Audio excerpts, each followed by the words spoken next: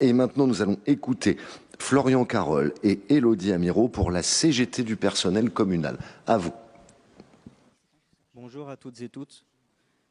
Avant toute chose, nous tenons à vous remercier, Monsieur le maire, au nom du syndicat CGT des territoriaux, d'avoir répondu favorablement à notre demande d'intervention. Je le précise dans le cas où certains d'entre vous auraient d'autres choses à faire, ça va prendre un peu de temps. Mais je sais que personne ici ne va échapper à l'intérêt du débat qui nous préoccupe. Parlons donc de l'avenir du service public et de ses fonctionnaires, et plus particulièrement de la loi de transformation de la fonction publique adoptée en août 2019. Car oui, à l'heure où le pic épidémique repart de plus belle, à l'heure où de nouvelles mesures ont dû être prises par le gouvernement, à l'heure où l'investissement et les efforts des collègues sont toujours plus importants de jour en jour, depuis maintenant plus d'un an, les dirigeants politiques de notre pays et le préfet du Val-de-Marne harcèlent les élus locaux pour faire appliquer cette loi totalement régressive et intolérable. Malgré le fait que la crise sanitaire a fait rejaillir toute l'importance, si pour certains ce n'était pas encore clair, d'un service public fort et puissant. Un service public qui, je le rappelle, permet à la France de tenir encore debout aujourd'hui. Pourtant, par toutes ces mesures plus destructrices les unes que les autres, cette loi vise à éliminer de façon claire le service public en s'attaquant à tous ses fondamentaux. Le statut des fonctionnaires, leurs droits, leurs moyens de défense et leur temps de travail. Concernant le statut des agents publics, nous voulons avant tout assumer devant ce conseil municipal ce que nous portons syndicalement. Oui, nous sommes partisans de l'emploi sécurisé. Une fois le concours passé ou une fois le recrutement fait, nous croyons à l'emploi sécurisé.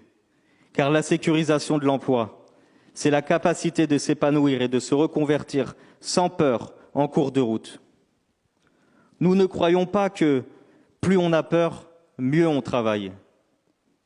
Nous ne croyons pas que plus on est incertain dans son destin, meilleur on est pour la collectivité. Nous croyons à l'emploi à vie pour les gens qui ont fait le choix du service public, c'est-à-dire du bien général. Alors qu'il y a aujourd'hui déjà trop de contractuels dans la fonction publique, 1 070 470 en 2020 selon l'INSEE, nous trouvons qu'il est injuste de vouloir favoriser la multiplication de ces contrats.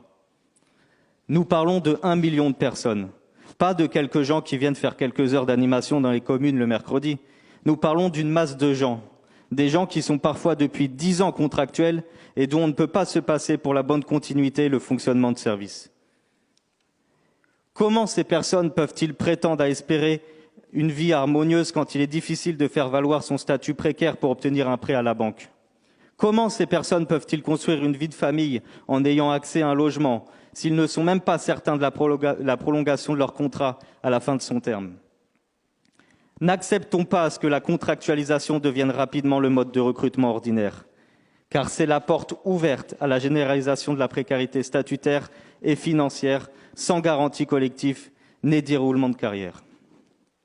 L'un des objectifs de cette loi, c'est bien de recruter sous contrat des personnels qui seront plus malléables, bafouant ainsi les principes de neutralité, d'indépendance, d'impartialité et de responsabilité du fonctionnaire, qui sont une garantie pour les citoyens et l'intérêt général. Alors, exigeons plutôt un réel plan de titularisation au sein de la fonction publique. N'acceptons pas non plus, et c'est là l'une des mesures les plus visibles et percutantes, n'acceptons pas le vol des congés des fonctionnaires, leur volonté de ce qu'ils appellent le retour aux 1607 heures.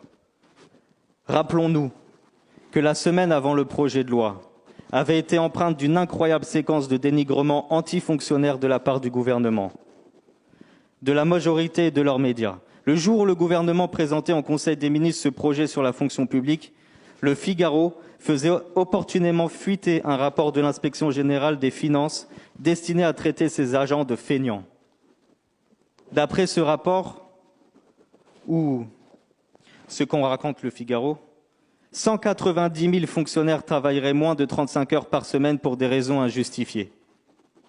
Un chiffre à comparer avec les 2,4 millions de fonctionnaires de l'État, seuls concernés par ce rapport.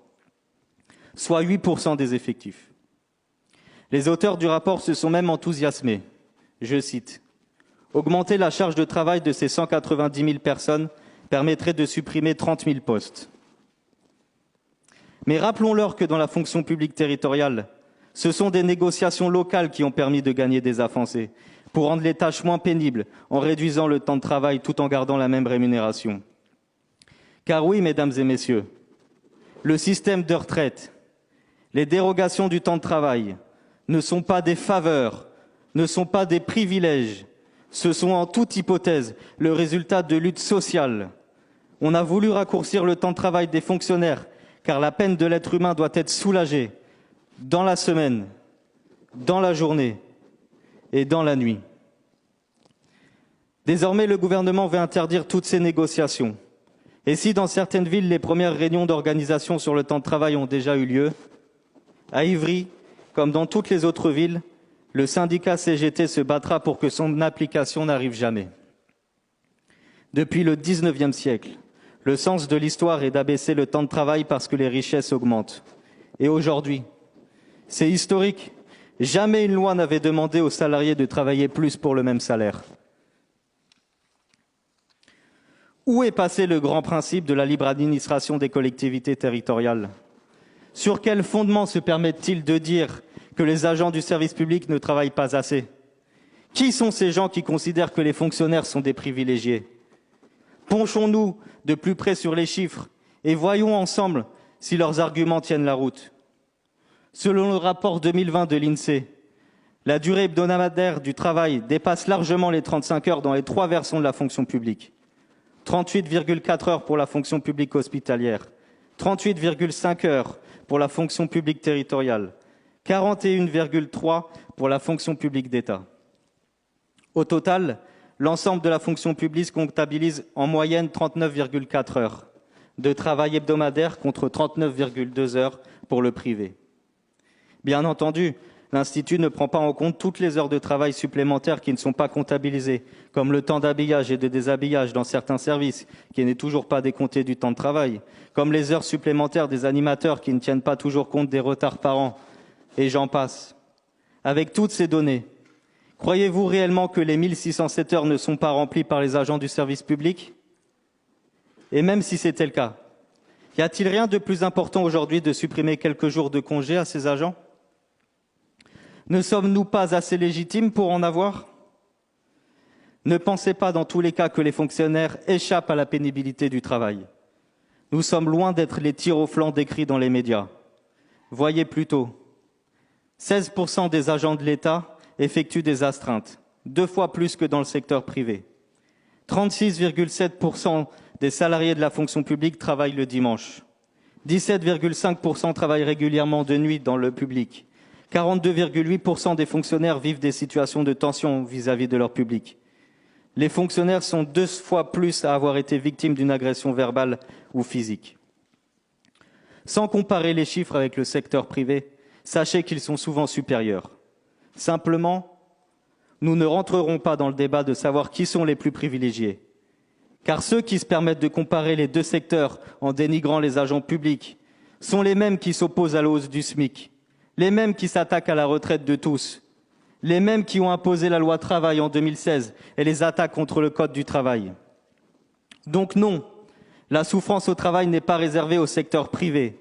Les agents territoriaux français sont exposés, comme les salariés du secteur privé, aux maux du travail. Et comme pour le secteur privé, ils devraient avoir le droit de négocier des jours de congés supplémentaires. La crise sanitaire accentue la fatigue morale et physique des fonctionnaires, qui ne tiennent que par leur motivation pour le service public, ou dit autrement, leur souci de l'intérêt général.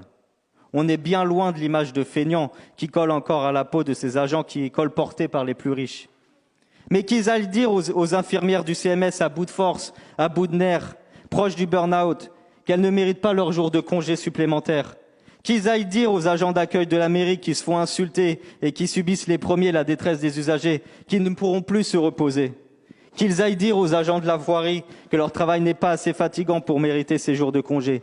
Qu'ils aillent dire aussi aux agents des écoles, des crèches, qui ont continué en prenant des risques et dans des conditions toujours plus difficiles à accueillir les enfants, qu'on va leur supprimer des congés, qu'ils aillent expliquer aux agents de la DRH fatigués et obligés de s'adapter aux nouveaux protocoles qui changent presque toutes les semaines pourquoi on va leur retirer leur jour de congé. D'ailleurs, pourquoi les éditorialistes des grands médias, les politiques et le patronat qui pensent que nous sommes privilégiés n'envoient-ils pas leurs enfants dans nos services municipaux? On les accueillera avec plaisir. C'est nous, les fonctionnaires, qui leur permettons d'accueillir leurs enfants à la crèche ou dans les écoles pour qu'ils puissent se rendre au travail. Nous qui leur permettons d'être en bonne santé par l'accès aux soins. Nous qui leur permettons d'accéder à la culture, à l'hygiène, à l'entretien, à la sécurité des locaux. C'est nous qui leur avons permis et qui leur permettent encore de maintenir le pays debout. N'est-il donc pas temps de dire que le problème, ce n'est pas le service public, que le problème, ce ne sont pas les fonctionnaires. Le problème, c'est l'utilisation de l'argent. Le problème, c'est le capitalisme. Le problème, c'est l'évasion fiscale. Le problème, c'est celui de ceux qui se gavent. Si l'État français a réellement besoin d'argent, qu'il ne se tourne pas vers ceux qui n'ont que leur force de travail à vendre pour faire des économies, qu'il se tourne une bonne fois pour toutes vers les plus grandes fortunes de France, dont le patrimoine a augmenté de 3% en 2020, un record malgré la crise. Qu'il se tourne vers les actionnaires qui a 37 milliards de dividendes a été versé en 2020. Qu'il se tourne aussi vers tous ces voyous exilés fiscaux qui font perdre 85 milliards d'euros par an à l'État. Sachez en tout cas que le syndicat ne lâchera rien par rapport à cette loi. Ce n'est pas l'histoire de quelques jours de congé qui sont certes importants, mais qui sont surtout révélateurs et les reflets du mépris envers celles et ceux qui n'ont que leurs mains et leur cerveau pour travailler. À l'inverse de cette politique libérale, la CGT exige 10% de création de postes, 10% de salaire, 10% de temps de travail en moins et 10% de rémunération en plus. Nous remercions tous les maires communistes, le maire d'accueil et le président du conseil départemental qui ont exprimé haut et fort leur refus d'appliquer de telles mesures. Mais la bataille se gagne par la force du nombre. Et nous profitons aussi de cette intervention pour appeler tous les collègues devant leur écran à nous rejoindre dans cette lutte. Et je voudrais dire à tout le reste de la population qui nous regarde actuellement, vous dire que vous continuerez à entendre comment faire des économies, à vous montrer du doigt la fonction publique et les fonctionnaires. Ils essaient d'attiser la haine des uns contre les autres et surtout celle des fonctionnaires, qui est la haine des imbéciles, la haine la plus facile, car il n'y a rien de plus facile que de détester celui qui nous rend service. Il n'y a rien de plus facile et rien de plus odieux. La CGT restera quoi qu'il arrive sur le front. Nous serons acteurs de toutes les convergences avec celles et ceux qui seront victimes de la politique gouvernementale, libérale et capitaliste. Nous disons non à la répression syndicale, non au licenciement de notre camarade Alex du dépôt de la RATP de Vitry, non à la gestion de la nouvelle ligne du tramway par le privé, non à la taxe sur le droit de grève, non à la réforme des retraites. Pour terminer, Monsieur le maire, Mesdames et Messieurs les élus, osez défendre le service public. Ne vous laissez pas abasourdir, envoûter, assommés par l'interminable propagande contre la fonction publique, faisant l'apologie de la privatisation des services. Vous l'avez compris, nous résisterons à toutes les attaques contre le service public, dans l'unité des agents et des usagers. Oui à l'abrogation de la loi de transformation de la fonction publique. Non au vol de congé, pas une minute de plus. Merci.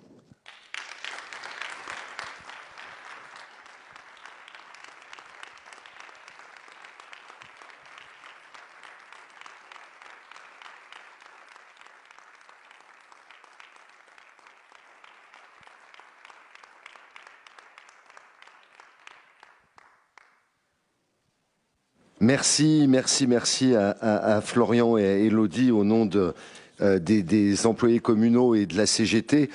Pour une fois, je ne vais pas commenter. Je pense souvent qu'Ivry porte des grands responsables au niveau national. Et là, en écoutant le discours de Florian, je me dis qu'on a trouvé le futur secrétaire général de la CGT nationale. Parce que, comme il a dit, c'était long, mais c'était bon.